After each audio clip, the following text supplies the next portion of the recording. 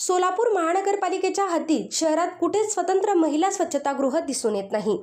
पुरुषांना अनेक पर्याय आहेत, मात्र महिला भगिनींचं काय करायचं, असा महत्त्वाचा मुद्दा पत्रकार स्वीकृत नगरसेवक मनीष के यांनी आज महापालिकेच्या सभागृहात उपस्थित केला। सोलापूर महानगरपालिकेच्या आज महत्त्वपूर्ण अंदाजपत्रकीय सभेचे आयोजन करण्यात आले आहे।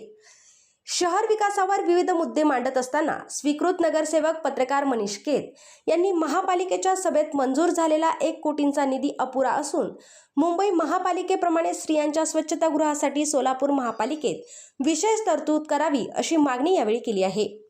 मात्र महिला देखील आजपर्यंत इतक्या महत्त्वाच्या विषयावर गप्प असून त्यांनी देखील बोललं पाहिजे असं मत यावेळी व्यक्त करण्यात आलंय। सार्वजनिक शौचालय तसेच पिंक टॉयलेटची संख्या वाढविण्याची मागणी देखील यावेळी करण्यात आली। महिला शौचालयाची उभारणी करून ते महिला बचत गटांना चालवण्यासाठी द्यावेत अशी महत्त्वपूर्ण मागणी देखील यावेळी करण्यात आली। स्वीकृत नगरसेवक मनीष केत यांच्या महिला शौचालयाच्या महत्त्वपूर्ण मागणीनंतर नगरसेविका ऋषाली चालक्य सभागृहात मनीष केत यांचे आभार मानले। यासोबतच सभागृहातील सर्व सदस्यांना मनीष केत यांचे अभिनंदन करण्याचे आवाहन देखील करण्यात आले। यावेळी सभागृहातील सर्व महिला नगरसेवकांनी बेंच वाजवून नगरसेवक मनीष केत यांचे अभिनंदन केले।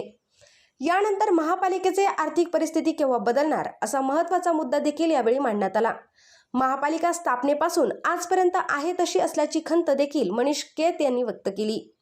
आजही सोलापूर महापालिकेला आपल्या कर्मचाऱ्यांसाठी केंद्र सरकार आणि राज्य सरकारकडे हात पसरावे लागतात किंवा कर्ज काढावे लागते।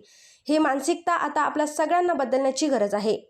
महापालिकेने केवळ घरपट्टी आणि पाणीपट्टीवर अवलंबून न राहता महापालिकेच्या मोकळ्या जागांवर व्यापारी संकुले उभे करून आर्थिकदृष्ट्या संपन्न होण्याची गरज आहे। सभागृहातील सर्व सदस्यांना महापालिका आर्थिक सक्षम करण्यासाठी एकत्र येण्याचे आवाहनही यावेळी करण्यात आले।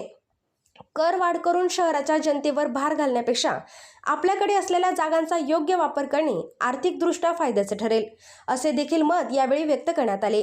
महापालिकांच्या मोकळ्या जागेवर रेस्ट हाऊस किंवा निवासगृह उभारण्याची महत्त्वपूर्ण मागणी